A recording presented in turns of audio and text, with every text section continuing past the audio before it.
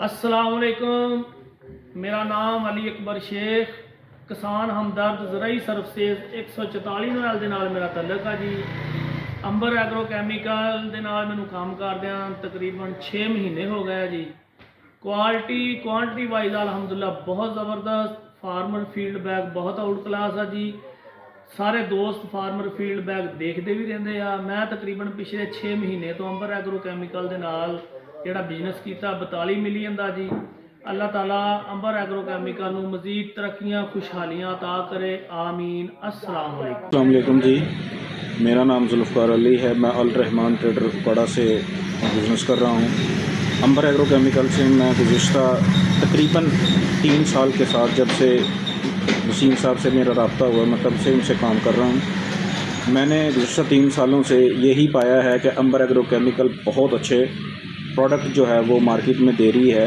और मेरा नाम तारिक महमूद है। अल मक्का ट्रेडर न्यू सब्जी मंडी पाकपतन में हमने इस साल आलू के सीज़न में अंबर एग्रो केमिकल के साथ बिजनेस किया। माशाल्लाह कंपनी के प्रोडक्ट बहुत अच्छे हैं। इंशाल्लाह अगले सीज़न में भी हमारा इनके साथ काम। मैं मुहम्मद आबद सैन रोशन सतारे ज़रई मरकज़ अड्डा चौक मालन शाह ਦੇ ਪਲੇਟਫਾਰਮ ਤੋਂ ਗੱਲ ਕਰ ਰਹੇ ਹਾਂ। ਮੈਂ ਪਿਛਲੇ 6 ਮਹੀਨਿਆਂ ਤੋਂ ਅੰਬਰ ਐਗਰੋ ਕੈਮੀਕਲ ਦੇ ਨਾਲ ਕੰਮ ਕਰ ਰਿਹਾ। अंबर एग्रो केमिकल के प्रोडक्ट बहुत ही अच्छे और जानदार ने।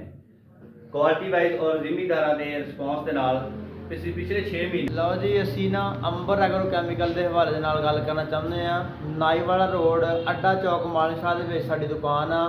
दुकान का नाम अल मक्का ट्रेडर आ और 5-6 माह तो असी अंबर एग्रो कैमिकल के नाल काम कर रहे हैं। माशाल्लाह रिजल्ट के हवाले के नाल, रेट के हवाले के नाल अंबर एग्रो कैमिकल के माशाल्लाह जिमीदार भाइयों के बहुत अच्छे माशाल्लाह कमेंट्स आ रहे हैं। फिजान ट्रेडर नाईवाला बंगला जी, उत्थों बोल रहा जी। तो पहले मैं कंपनी नाल काम करता सी, टारगेट नाल भी काम किया जी, साहिबान नाल भी किया, तो सनवे नाल भी किया जी, होर बड़िया कंपनी नाल काम किया। लेकिन इस साल मैं काम किया जी उसदे नाल कि अंबर एग्रो कैमिकल नाल जी। कोई अलामा नहीं किसी जिमीदार का, तो प्रोडक्ट बहुत जान है जी। वरहमतुल्लाह बरकात।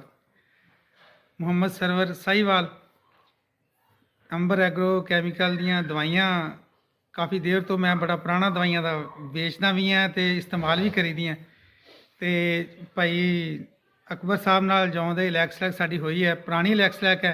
तो जौं दे अंबर एग्रो कैमी इन्होंने आए है तो इन्हों दी दवाइयां बेचियां। तो असीं क्योंकि दोस्ती नाल बहुत प्यारी है, देर दी है, तो ये नाल ही फिर असीं भी अंबर एग्रो ही सारा कुछ छड्ड के तो यही बेचनियां शुरू करती हैं। मैं ये कहांगा भी अंबर एग्रो कैमिकल दी दवाइयां इस्तेमाल करन लग के तो होर किसी दवाई की जरूरत ही नहीं, ना किसी कंपनी की ना किसी दवाई की।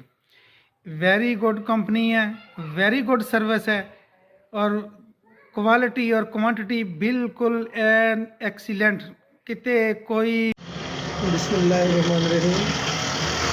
मैं मुलाजिम खान बलोच, किसान दोस्त एग्रो सर्विसेज। मैं पिछले तकरीबन 6 माह से अली अकबर के साथ अंबर एग्रो के साथ काम कर रहा हूँ और अल्हम्दुलिल्लाह मैंने अपनी सोच से बढ़ के अंबर एग्रो के साथ बिजनेस किया है और इसकी क्वालिटी और अल्हम्दुलिल्लाह फार्मर फीडबैक बहुत ही ज़बरदस्त है। अस्सलाम वालेकुम वरहमतुल्लाहि वबरकातुहू। नदीम अत्तादी पाकिस्तान स्प्रे सेंटर बंगा हयात वाकपतन। और हमने पिछले 6 माह के अंदर तकरीबन 6 मिलियन से प्लस अंबर एग्रो से बिज़नेस किया है। इंशाल्लाह नेक्स्ट ईयर भी इंशाल्लाह अंबर एग्रो से बिज़नेस करेंगे। अल्लाह चाह तो इससे ज़्यादा ही बिज़नेस होगा।